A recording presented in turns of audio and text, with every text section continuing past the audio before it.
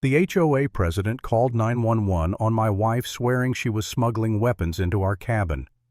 When the cop opened those containers and saw what was really inside, the whole neighborhood gasped. That moment right there was when the Queen of Pine Ridge began to lose her crown. Act 1. The conflict begins. We bought that cabin in Pine Ridge because we wanted peace.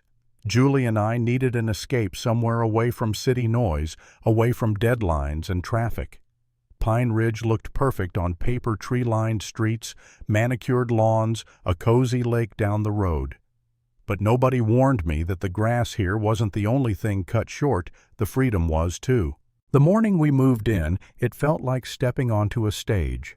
Curtains twitched, neighbors stared like we were an alien landing party.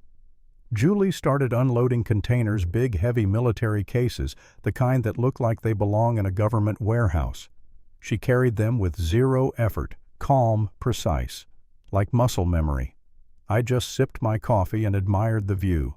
Then came Grace Perez, 5'2" power suit too tight, HOA binder clutched like a Bible. She stormed across my driveway, chin-high voice sharp enough to break glass. "I'm Grace Perez, president of the HOA. You cannot move those items without permits." Julie didn't even flinch. She set the container down, gave Grace a look like she'd just swatted a fly, and went right back to work. The silence that followed was hilarious. Grace wasn't used to being ignored. Her face cycled from pale to red to nuclear crimson. She barked again, quoting Section 4.7 of some HOA guideline like she was reading sacred law. Julie kept moving boxes. No acknowledgement. Nothing. And that's when Grace cracked. She pulled out her phone, shaking with rage, and shouted, "I'm calling the police about suspicious military containers." Neighbors gathered. David Brooks, 3 houses down, reluctantly filming, sweat dripping down his temple. Kids on bikes stopped to watch. Everyone leaned in like it was free neighborhood theater. The patrol car pulled up and Grace nearly glowed with smug satisfaction. Officer Mitchell stepped out, middle-aged, tired eyes, the kind of man who's seen too many of these emergencies. Grace rushed to him like she'd been waiting for a savior. "Officer, thank God. They're bringing weapons into our neighborhood." Mitchell listened, unimpressed. When he turned to Julie, his tone softened.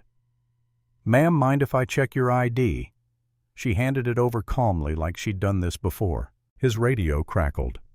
"Confirmed. Active security clearance. Decorated veteran." Grace froze. The neighbors whispered.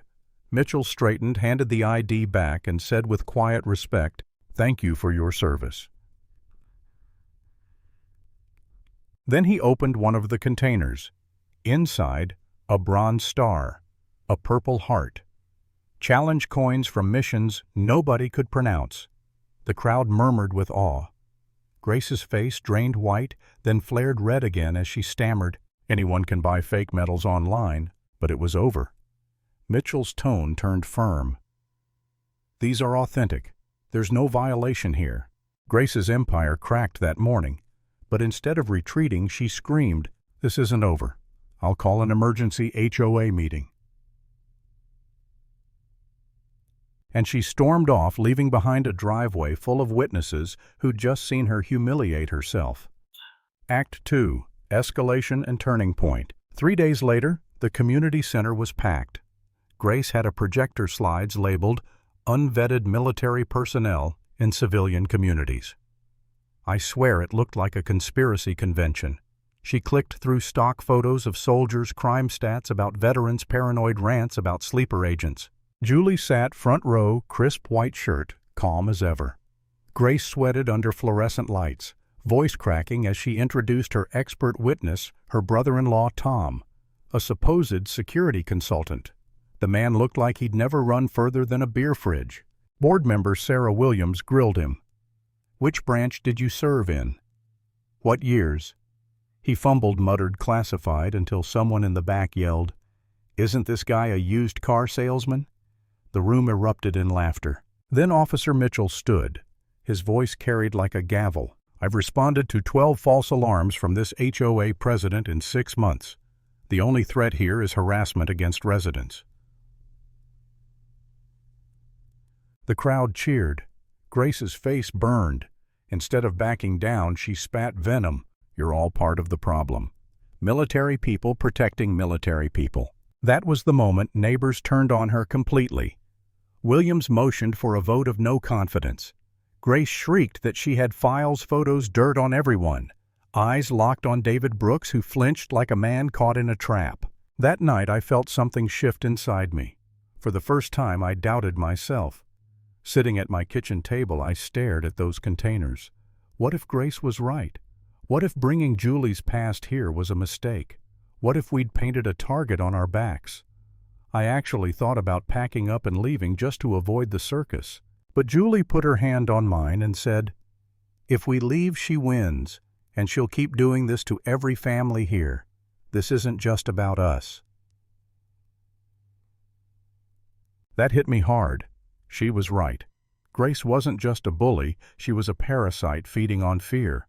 And we weren't her only victims. The proof came the next day when David knocked on our door. He looked broken, trembling. He confessed Grace had been blackmailing him for months. She'd filmed him breaking a custody rule, picking his kids up 30 minutes early, and threatened to ruin his chances of keeping them. He admitted she had files on everyone: Mrs. Patterson's unlicensed daycare, the Johnsons' unpermitted deck, even kids playing in adult-only zones. David whispered, "She's planning to plant drugs in your cabin. She told me herself." That's when fear turned into fire. Julie, calm as always, said, "Then we document everything. We catch her in the act, and we end this." Act 3. The Showdown. It happened at midnight. Our hidden cameras picked up movement by the shed. Grace, dressed head to toe in black, creeping with a duffel bag. She whispered to herself, "Our microphones caught it all. They think they're heroes. Tomorrow, they'll be criminals." She planted fireworks, bags of powder, even loose ammo to make it look like a stash. She took photos on her phone, smiling like she'd won. But what she didn't know was David was awake, filming from his window, already on the line with Mitchell. 4 minutes later, headlights cut across the yard. Mitchell stepped out, flashlight raised. "Ma'am, step away from the shed. Hands where I can see them." Grace froze, clutching the evidence bag. Her face went pale, eyes darting like a trapped animal. "This isn't what it looks like. I was conducting an investigation." Mitchell's voice was cold, professional. "Ma'am, you're under arrest for breaking and entering, evidence tampering, and possession of controlled substances. You have the right to remain silent." And just like that, the woman who'd spent months threatening to put others in handcuffs now wore them herself. By sunrise, the neighborhood buzzed. Dozens came forward with their own stories: blackmail, fines, intimidation. Grace's empire collapsed in hours. Her house went into foreclosure. The HOA board stripped her title, and within weeks she was facing a courtroom instead of a committee. I stood there watching her escorted out, wrists bound, shouting that we'd all regret it. But nobody listened. For the first time in years, Pine Ridge was quiet.